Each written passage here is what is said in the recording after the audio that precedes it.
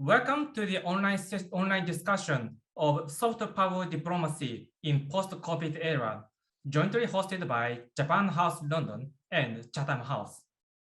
As the world emerges from the COVID-19 pandemic, three experts have gathered today to consider how Japan and the United Kingdom are utilizing their soft power diplomacy in their diplomatic exchanges. My name is Yasumune Kano, a visiting fellow from Japan at the Global Economy and Finance Program at the Chatham House. As the chair of this event, let me start with some housekeeping notes. First, this session is taking place on the record.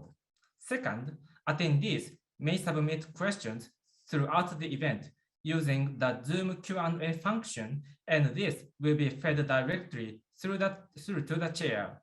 Please note that the questions submitted in the chat or by trying to raise your virtual hand will not be seen. This session will start with the opening remarks by Mr. Michael Houlihan, the Director General of Japan House. Then we will pass on to the opening discussion by two distinguished panelists, Ms. Sophia Gaston, Director of British Foreign Policy Group, and Professor Yasushi Watanabe from Keio University in Japan. I may ask one question to each of the three guests, followed by questions from the audience. So, Mr. Hurman, over to you. Okay, thank you very much, Yasumune. For today's topic, soft power in a post-COVID era, it's rather appropriate that I can begin by introducing Japan House London, which of course is itself a very distinctive expression of Japan's cultural diplomacy. For those of you who do not know about Japan House London, it's located on Kensington High Street in London. It's arranged across 3 floors. It presents visitors with the opportunity to discover, to learn about, and engage with Japan. Offering a range of varied and authentic cultural experiences such as exhibitions, events, workshops, a library, a shop, travel advice, and gastronomy. It seeks to build a bridge of deeper understanding and create an enduring legacy of relationships between the UK and Japan. Our latest exhibition, Windowology, Architectural Views from Japan, opened just yesterday, so please try and get along to it if you can. As we see this morning, Japan House is also a forum for the exchange of ideas, new developments, and conversations between the two nations across a range of important topics. And in the past, these have covered aging society, climate change, security, COVID, and trade. In addition to our physical presence in London, and I think this is relevant to what we're going to be talking about, over the last 18 months, we have accelerated the creation of what is probably best described as Japan House Online. This is a vigorous virtual presence that replicates a virtual version of the physical site. We have created live events and activities ranging across manga and craft workshops, live sake brewery visits, through to 3D virtual exhibition tours, masterclasses in kitchen skills, and the development of an online shop. So you can check all these out on our website. Just a little bit more about Japan House, which I think is probably relevant to what we're going to be talking about. From our research, we know that Japan House London is seen in London as having a very strong brand. And this is based on through its emphasis on design, quality, material culture, and a recognition of Japan's very wide definition of what culture embraces, from the inspiring to the everyday and the functional. Secondly, the brand requires Japan House to be a place where Japan tells the stories that Japan tells itself about itself. That is also one definition of culture, of course. This makes it actually a surprising and authentic venue. Who would have thought that windows could be the subject of an exhibition? But windows are social, they are cultural as well as architectural. The other aspects that I've just mentioned there, retail and gastronomy, are also embraced as part of that story and present a really attractive and engaging opportunity to learn about Japan in that cultural context. For us, the sort of centrality of future financial sustainability to our aim is one of our key aims. And the fact that it's very important to us, our ability to drive sustainability through creating a legacy for the future tends to also mean that we have to be innovative and change and adapt. Our strong connections also with partners across Japan, including sub-national partners, such as local authorities, has also been at the forefront of programming and our projection of Japan across all of our activities. Interestingly, the majority of our audience are aged between 18 and 35. So it's a very young audience, very different to the sort of audience I experienced when I was running museums, which was much older. Also, as a mark of the times, over 50% of our physical visits are actually generated by social media. So I think that, again, is important for understanding the nature of the audience, but also the future nature of soft diplomacy. Just to finish off with a general comment, really. Having worked in museums, obviously I recognize it's arguable that culture will always be somewhat political and its reflection politicized through its institutional forms, not least because these forms choose what we want to remember, the stories we want to tell, the stories we might want to forget. And so these stories become very important in terms of projecting a nation. So governments do tend to support a range of these predetermined cultural forms, whether it's museums, theatre, opera, libraries, language centres, archives, and international cultural institutions, such as Japan has, the British Council or the Goethe Institute and so on. These are gateways to a culture, and these forms very often become the definition of a nature or region's culture. So when it comes to projecting culture, these are just purely my observations, there will always be multiple self-images and contradictory questions about the face that a nation presents and projects.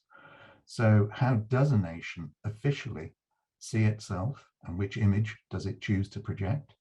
How does a nation go on from there to present itself to others? How is the nation perceived by others? And in a contradictory way, how does a nation perceive that it itself is perceived by others? So having declared my professional interest in all this and today's topic, I'm really looking forward to the session. So I'll hand back to Yasmini. Thank you for thanks, Michael, for your opening remarks. I visited Japan House London yesterday. It's a very nice building and great location, isn't it? Well, the building is probably nicer and better than Chatham House. Thank you also for mentioning that Japan House lets Japan tell its story, because the topics of Japanese soft power is now becoming much more popular than before, and I did enjoy the British Museum. The British Museum's exhibition of Hokusai and also Ashimorian's exhibition of Tokyo and Edo pictures, including the Edo period. But those were very interesting. But those are the soft powers that are being chosen or perceived by the British side, while Japan House presents what Japan initiates to show as its soft power.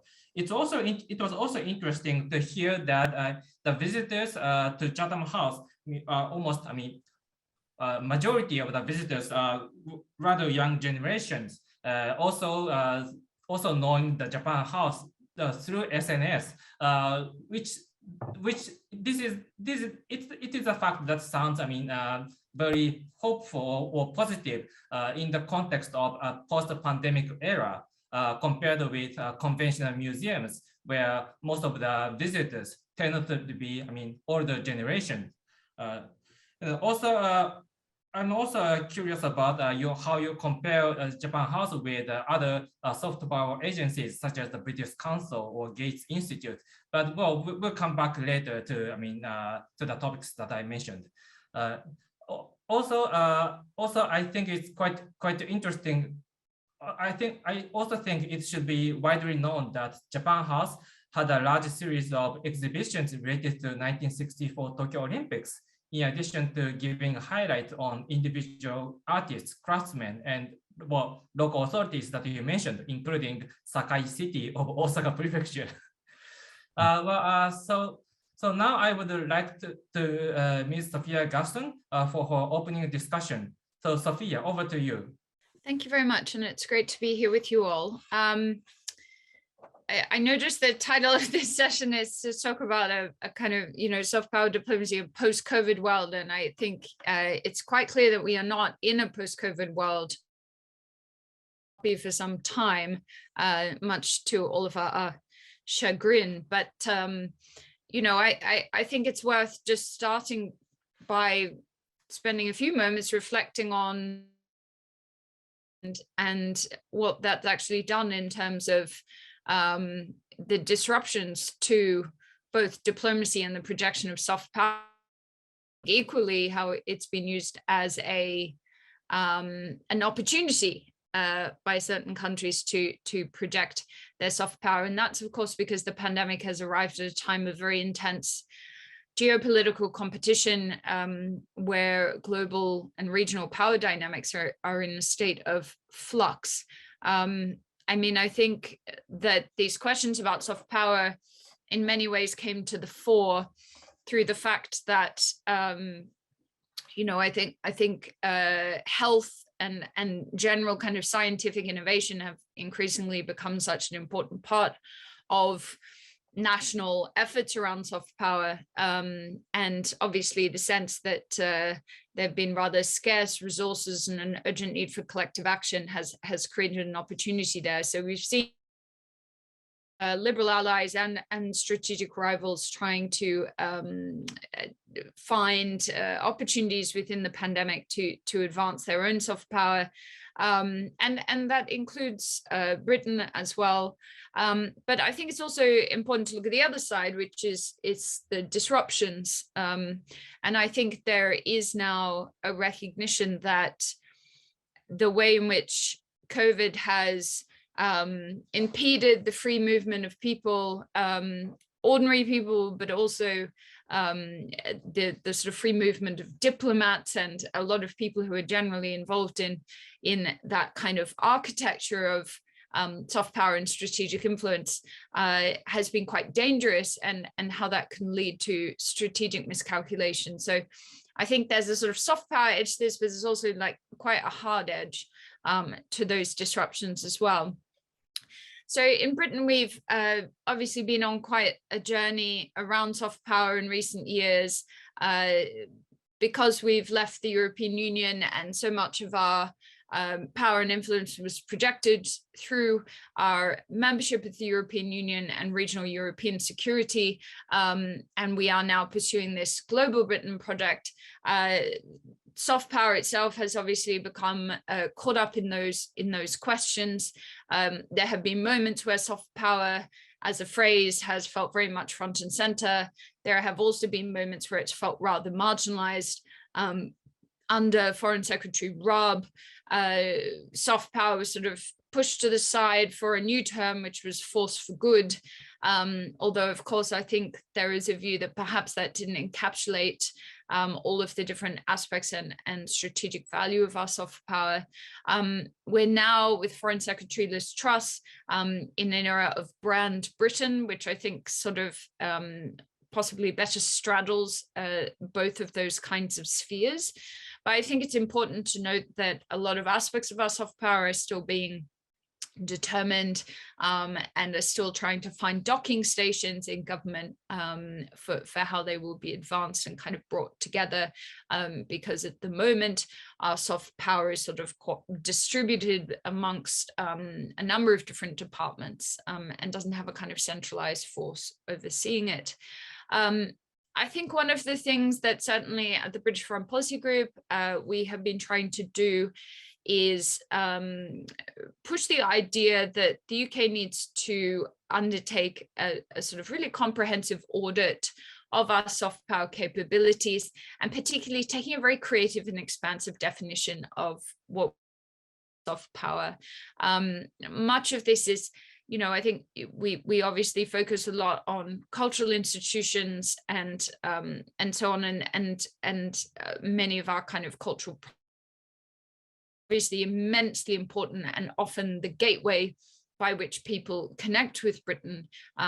But this conversation about soft power is also really about our strategic influence, and is very much connected to our prosperity and national security as well. So it does have hard edges. And so when we're thinking about, what these sorts of things are that need to be in scope, a lot of this actually comes down to these questions that are being looked at within the broader Global Britain project and were distilled within the integrated review, which was published earlier this year, which is essentially an assessment of our strengths, capabilities, and the areas that we in as well.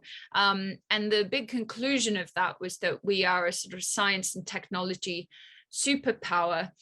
I would go further than that to say, I think, there is this idea that one of Britain's strengths is not just that we produce things, but that we can be the sort of brains of the world. And part of that is in relation to a lot of aspects of foreign policy that perhaps haven't been given the visibility or credence that they deserve, but a lot of our influence can be advanced through things like international regulation, global governance, standard setting, has as the kind of mother of parliamentary democracy. And I think that there is a way in which, in a kind of post-imperial environment, we haven't found a way to really engage with those concepts, some of which are linked to our historical role as an architect of some of these forms of national and global governance. But, I think that what has become clear is that geopolitics in this day and age, when we're talking about an existential threat to the future of democracy in the liberal world order, it's also very much cultural. And the kind of infrastructure of our democracy, our expertise in governance, standards, and regulation, these are part of our soft power, but they're also part of our competitive advantage and our kind of global democratic mission.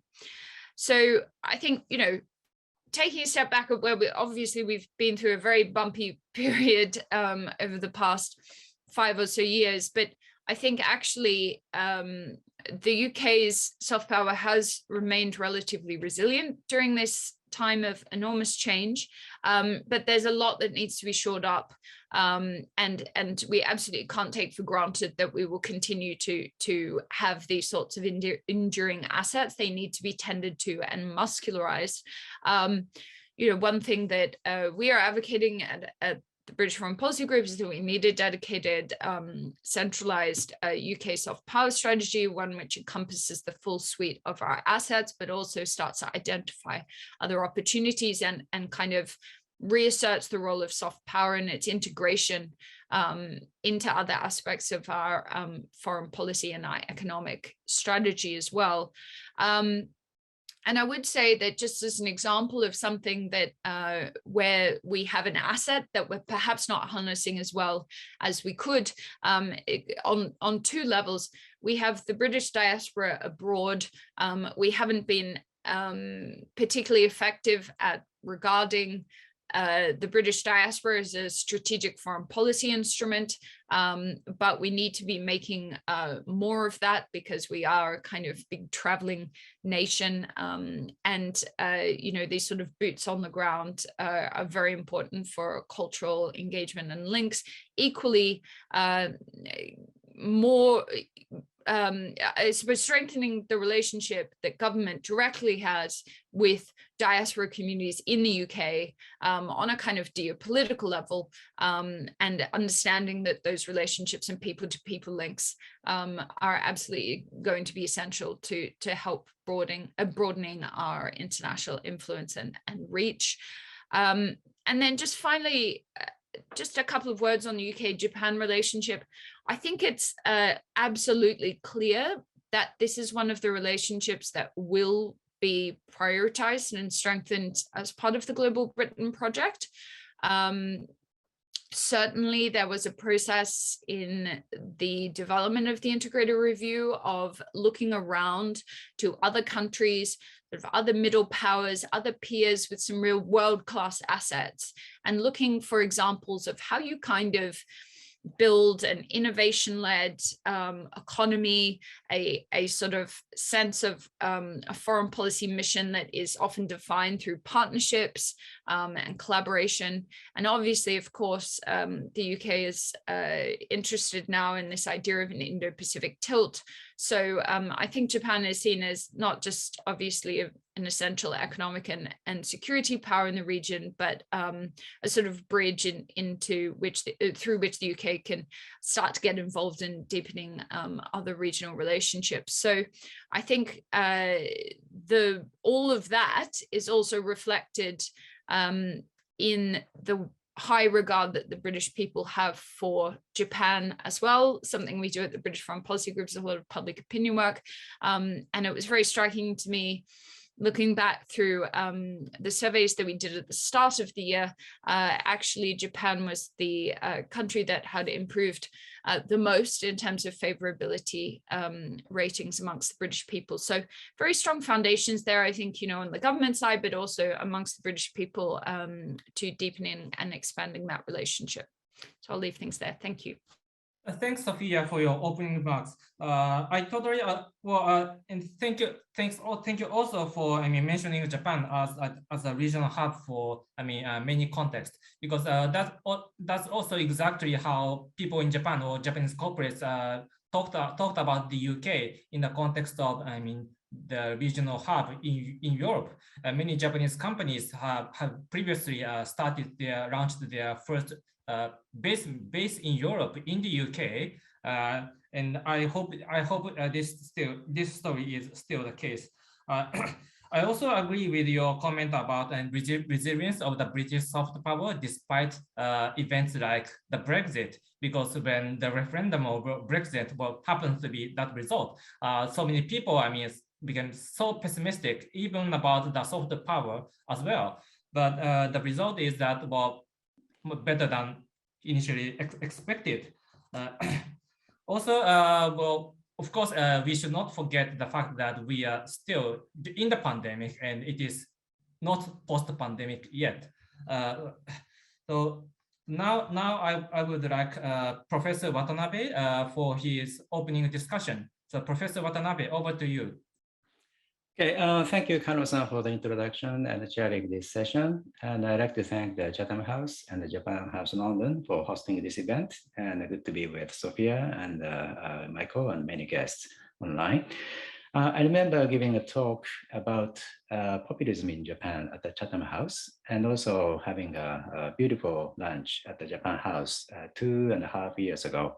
And I just miss London so much.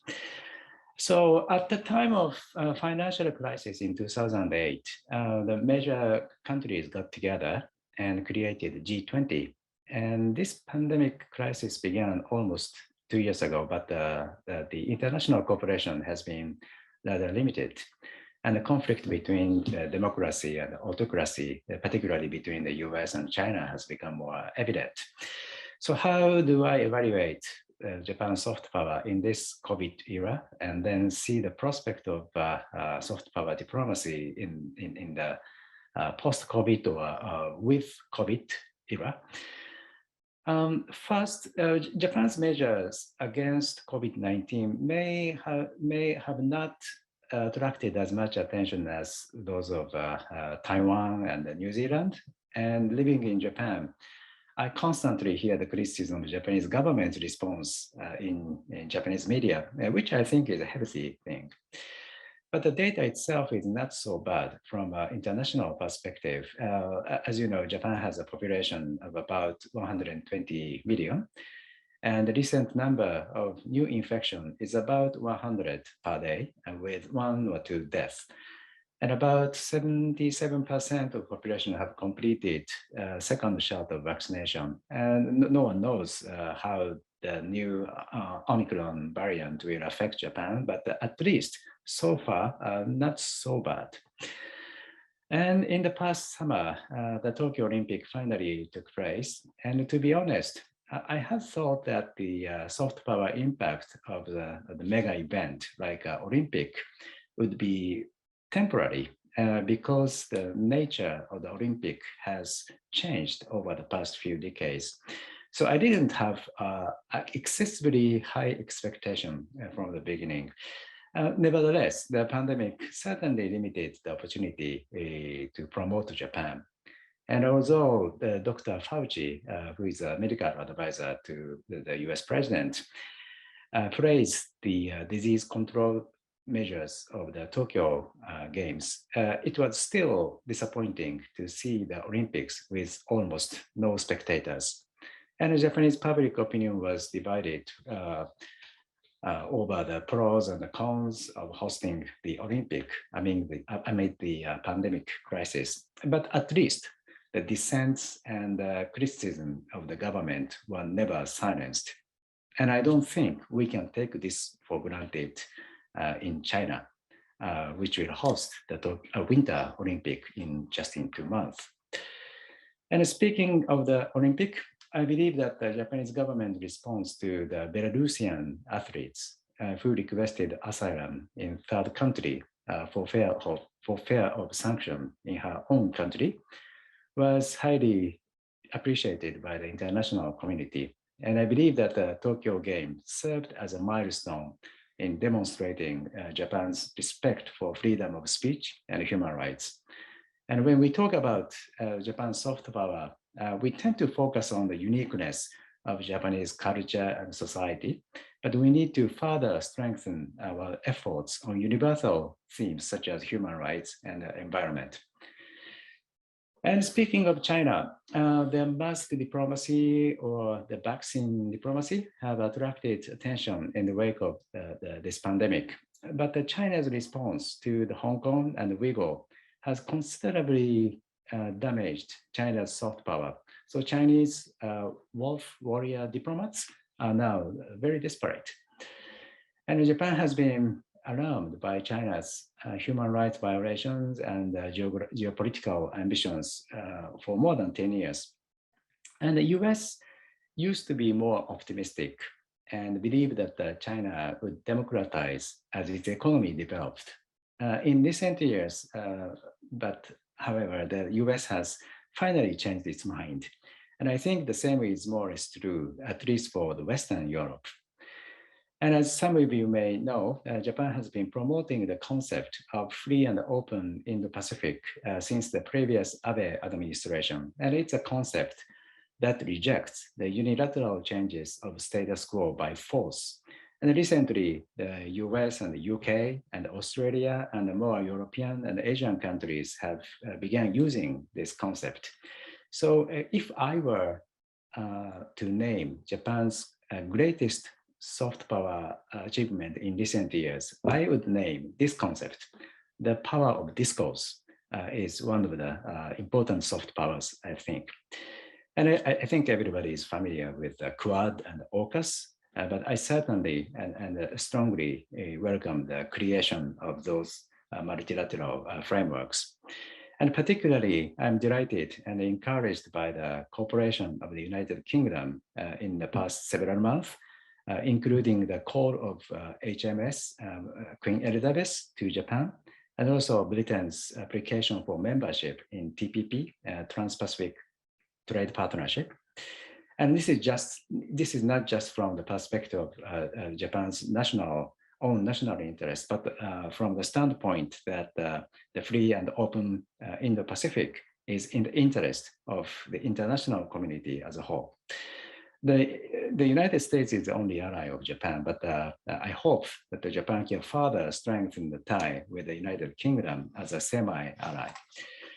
And next year will mark the 100th anniversary of the establishment of the Anglo-Japanese Alliance. And I hope that the Chatham House and Japan House will host a variety of cultural events and intellectual and policy dialogues for this purpose. For example, the younger generations in both countries are highly conscious of social justice issues like economic disparity, human rights, climate change, and keen to innovation and startups. And what can they learn from each other and work together? Or the question of depopulation and the decline of local cities and aging societies are urgent issue to Japan, but these are also posing challenges to the UK as well, if I'm correct. And we have common private problems with school dropouts, social isolation, and feminization of poverty, and so on. And also how to deal with social division and partisan politics is a common issue facing many representative democracies, including the UK and Japan. And how to work together, designing and promoting the more sustainable aid schemes to developing countries, and how to work together in the field of economic security involving new technologies and geographical challenges. There are many questions. So the UK and Japan have a lot to talk about and work together in order to make democracy more democratic and also protect the rule-based world order in the post-COVID or with COVID era. Thank you.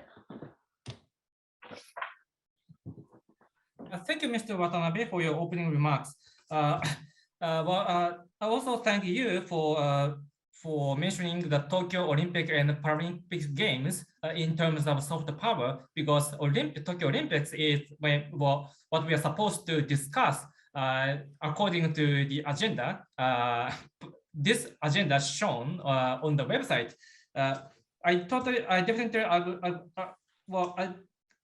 It's also it's very interesting to hear that.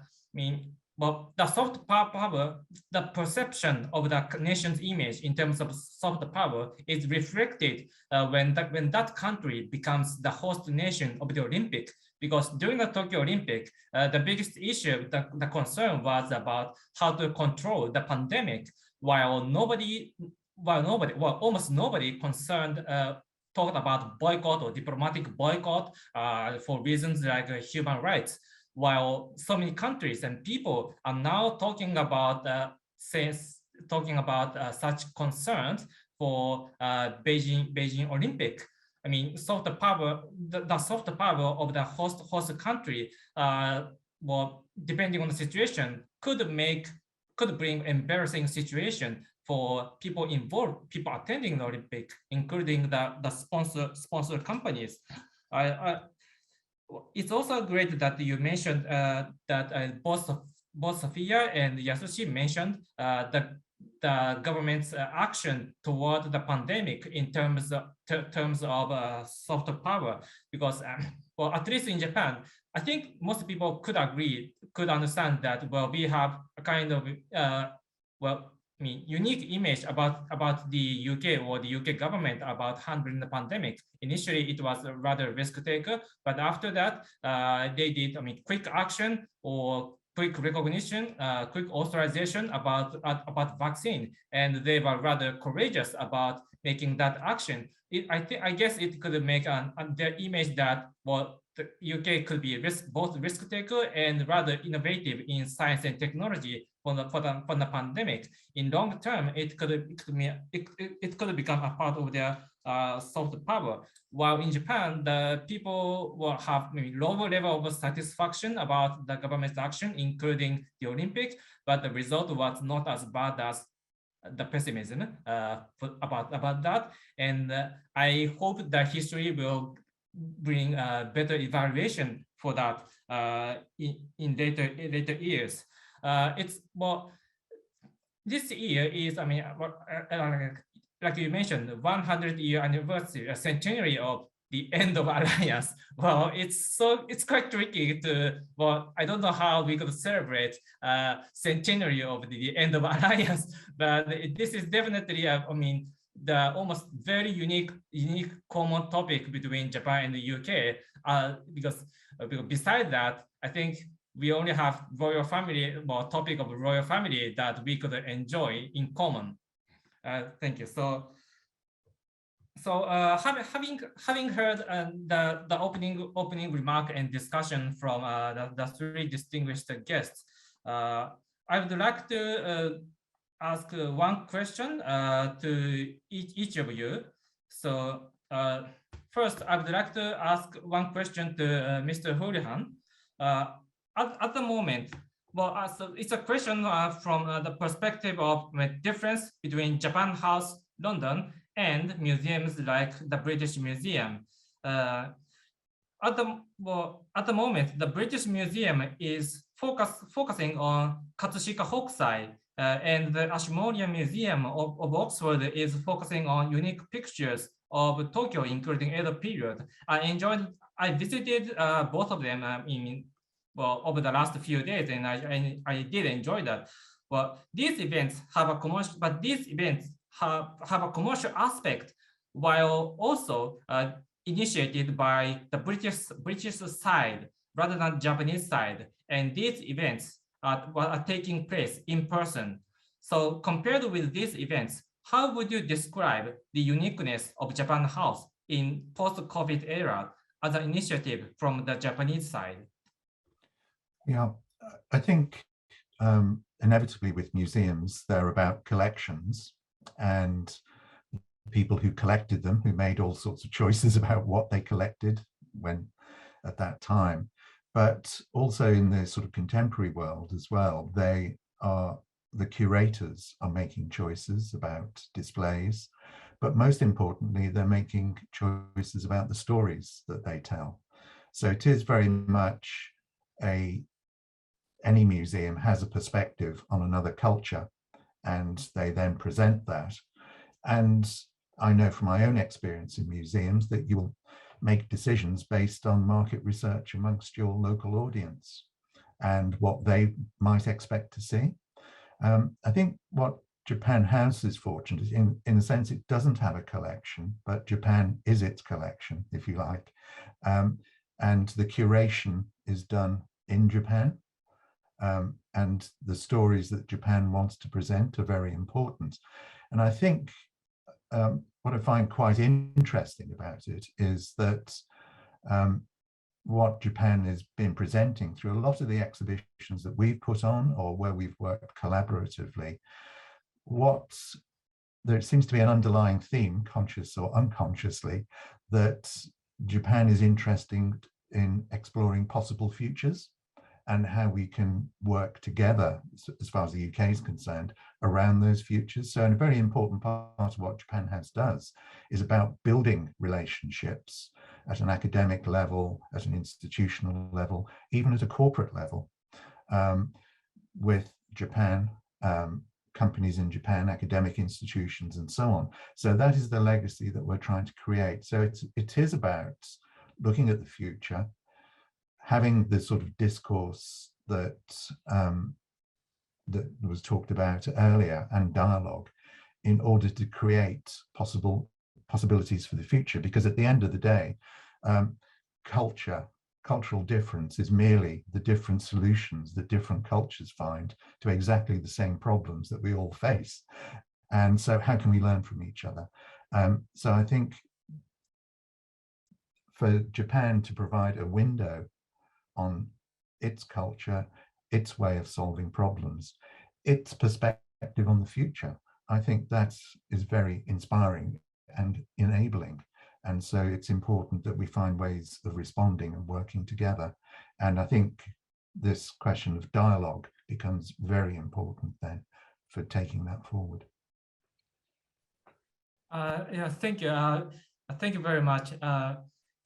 Yes, thank you for what it's very interesting to see that Japan House is being, not just windology at the moment, but also the window to the entire Japanese culture, rather than giving what people are already interested in.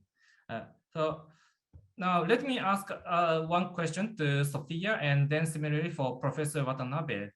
Well, both UK and Japan have the royal family. Then people do like to talk about them. In whatever, in many ways. So, well, there's a favorite film that I like. Well, The King's Speech, a film released in 2010, is a good example, at least for me, about the royal family and the soft power, because they were having a kind of radio transformation. And this is what we call digital transformation, digital transformation in these days. In terms of the soft power diplomacy of the UK, how would you describe the work of the royal family on, well, for example, recently on the work on sustainability and climate issues, as well as their very frequent messages about the COP26 Glasgow? Yeah, I mean, look, it's an unusual situation because obviously we have to be careful about the very clear lines between the royal family and the work of the government, but equally, the Queen is head of state, the royal family are of cultural and civic and democratic life, and what has become clear is that there is an enormous convergence between the UK government declaring climate action to be its #1 international priority, and the Prince of Wales and future King holding a very long-standing, genuine personal interest in such matters. And so I think there has been a quite helpful degree of symbiosis there. And certainly it's something that has played a very important role in both the UK's hosting of G7 summits and the COP26 conference up in Glasgow, both of which Clarence House was involved in various capacities, and Buckingham Palace in the G7. So I think it is fair to say we're in slightly unusual terrain in this space, but equally, if carefully handled, the role of the British monarchy in advancing the UK's cultural diplomacy is a huge asset for the UK, because it's not just that the British people still fundamentally support home and are obviously very favorable towards the Queen as our head of state, but it's also that there is huge respect for the Queen and many other members of the royal family internationally, and so they are effective messengers for the UK's interests and values on the world stage. So I think we are in unusual times, but I think this is something that will be sort of hashed out and fleshed out a little bit over the coming years. And of course, there are questions about the role that the Prince of Wales would want to play as the future king in all of this. But it's absolutely clear that the monarchy is currently rather involved as an asset in projecting our soft power and influence. And I think that's something that the British people welcome. But it's not just that we're sort of getting them involved in our cultural diplomacy, it's that the members of the royal family who have been out and about and getting involved in these issues are seen to have such a genuine and legitimate interest in these things that the message is conveyed effectively. So I think that point about them being effective instruments as well as favored instruments is very important. Thanks, Sophia. Professor Watanabe, well, it's sometimes easy for us to just refer to the written constitution of Japan and the discussion. But besides that, how would your response be? Well, speaking of the imperial family, the imperial household agency, imperial household agency does not like the term the imperial diplomacy or royal diplomacy because imperial family is not supposed to be a political entity. Although this is not well known, the imperial family treats all the nations equally when they receive guests from overseas, whether it's a royal family from the UK or the president of the US or the head of small states, they make no difference in terms of the ranks and the food drinks to serve. And this is because they are not supposed to be a political entity. So the imperial household is very careful that the imperial family will not take political action, even on the issue such as environment. But I think still the imperial family can express a general interest in this issue without taking so much political stance. And also, speaking of the more policy side, Sophia mentioned, I understand that the UK is pushing for the coal-free world. And at the COP26, Japan, US, and China, Australia, and some other countries did not join in this coal-free movement. And Japan relies on coal for about 30% of its electricity in order to make up for the lost energy from the nuclear power plants.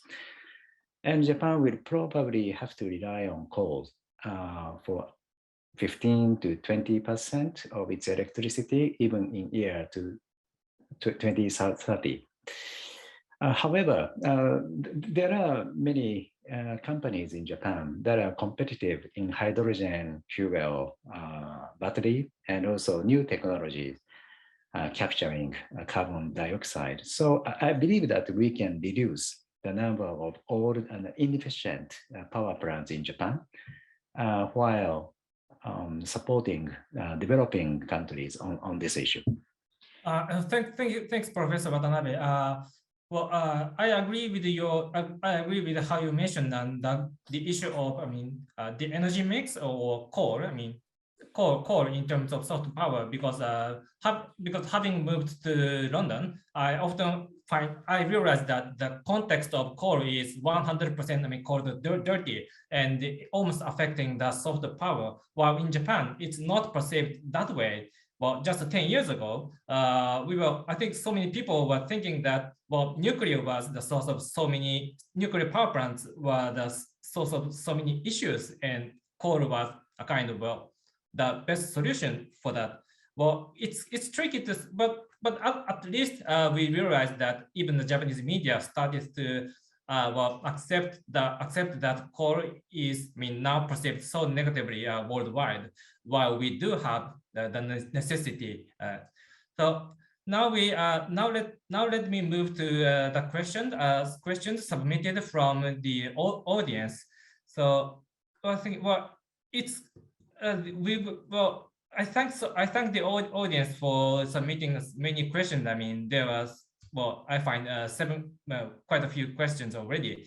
Okay, but let's start from a question from Mr. Peter Jackson on question from Peter Jackson. Having spent 10 years in Asia, education is much more visible manifestation of brand Britain than science and technology. How much will education be used to project soft power by the Great Britain? Maybe a question for Sophia. I think that higher education is obviously one of our key strengths in the UK. If you look at our kind of strongest, most resilient brand assets, actually culture and education have been the most resilient. I think there is a burgeoning recognition within the government of higher education and inextricable relationship to our geopolitical power, but also those, I suppose, our cultural. And I think, it's been obvious for many years that a very large number of the world's leaders spent time at British universities. And I think the system is going to become more and more intrinsically linked to our future economic prosperity strategy, but I think it will at the same time become more embedded in our kind of thinking about our hard power assets too. So I think, I'm not saying that we're in a perfect state now. There's an enormous amount that needs to be done. And of course, higher education is coming into the frame, not just as an opportunity, but as a potential vulnerability. Certainly a lot of the conversations that have been taking place about resetting our relationship with China is starting to look at higher education. There's been huge disruptions to higher education during the pandemic. So I think there are a lot of issues that need to be sorted out there, but I think it's fair to say that in the coming 5 or 10 years, I would imagine higher education will become much more seamlessly integrated into conversations about our foreign policy than it has been in the past, and less sort of siloed as a kind of domestic sort of, I suppose, economic pillar. It will become, I think, and that partly speaks to this wider project of integration between our prosperity agenda and our national security agenda and our influence agenda. So I think higher education will be given a lot more attention, but I still do think we've got quite a way to go to cross that bridge yet at the moment. Thank you. So let me move on to the next question from Dr. Peter Vrakos. Related Brexit question: how is Japan balancing its soft power efforts between the UK and EU post Brexit? Well, maybe it could be related to a context of how Japan allocates its focus to the entire Europe. So, Professor Watanabe, could you give some your view about Japan's effort in Japan's allocation of Japan's effort in Europe? Well, if Brexit has not changed anything, well, you could give answers like that. Thank you. Thank you. I think Kano-san mentioned at the beginning of this session that the Japanese people are very concerned when, at the time of Brexit, what's going to happen with the UK and the soft power of the UK and so on.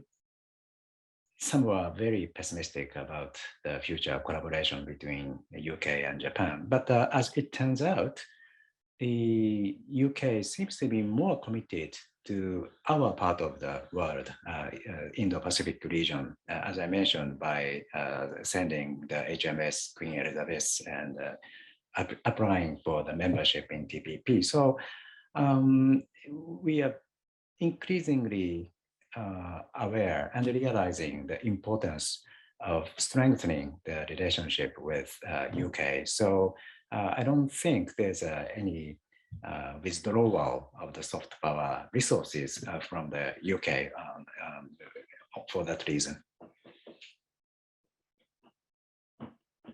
Thank you, Professor Watanabe. So next, let me introduce. I think two questions, both related to international aid or assistance in context of soft power. First, a question from Mr. David Richardson. In the light of the UK's changing priorities on aid and international development, is there now more scope for the UK and Japan to work bilaterally to deliver meaningful development assistance and hence project soft power? And another related question from Ms. Katarina Sapogal regarding global Britain. You mentioned that the lack of a single organization leading the organization lead for British soft power, as well as integrated spending review and the new established priority partner visions. Do you think strategic alliance will be affected due to the lack of funding too, and an established public and an established public facing organization lead? Would this will have an impact in policy approach toward global challenges and British foreign reach? I think so. So Sophia, I mean, well, could you give your brief answer or perspective related in terms of in the context of global Britain, post Brexit, and the soft power, as well as the budgeting, the spending for related to soft power or central coordination of soft power. Sorry, what? So do you have any comment about the central coordination related to the British soft power, or how the initiative may go on? Well, I think I made reference to this in my opening remarks, just saying that we don't currently have that, yes. But it's something that needs to be determined. And, I personally think there needs to be a fixed capability within the FCDO responsible for this, but there's also going to need to be cross-department. So, obviously there's a question about whether or not the beginning of that process needs to take place through the Cabinet Office. Yes, thank you. So let me pick, almost the final question from Andrew Tamworth. Maybe it's a question for Michael. There can be a big difference between how a country is perceived, how it thinks of itself, and how it wants other countries to think of it. Do you think that the key test of soft power is how successful a country is in modeling the external perception so that it is viewed how it wants to be viewed? So when we say soft power, everyone has different image. If you ask for specific examples, some people say manga or anime, while others say, well, what you see at the British Museum, while you would say your exhibition at Japan House. And the perspectives are quite different from British side or Japanese side or personal appetite and others. So could you provide your view about it? Yeah, obviously my view is restricted to the Japan House experience, but it is quite instructive in terms of an approach. Clearly, it does present one view of Japan that the Japanese government were very keen to present. And that is really based on tradition and how it influences the contemporary world.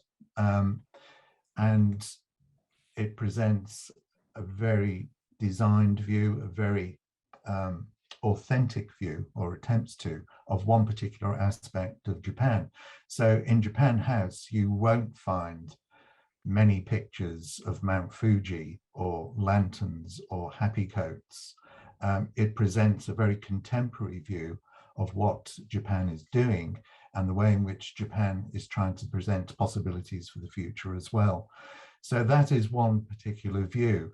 But in terms of, we do have to measure, we have our KPIs, and that is very much about how we are building relationships across ages, across companies, corporates, all the rest of it, that we are building not just cultural capital with Japan, but also economic capital in the long term.